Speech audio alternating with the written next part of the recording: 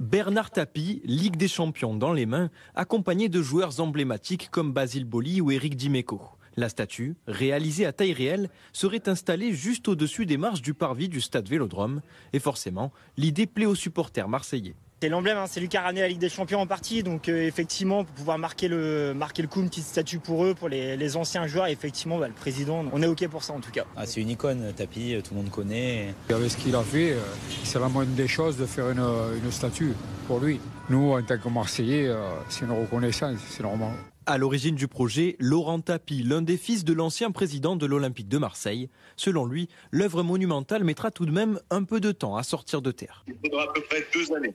Il faut plusieurs centaines de milliers d'euros puisqu'on parle quand même d'une statue monumentale avec 7 personnages, donc ça devrait être aux alentours de 300 000 euros. Elle va être faite à échelle 1, c'est-à-dire que les personnages feront leur taille réelle et elle sera surélevée sur une stèle qui permettra d'avoir un peu de loin.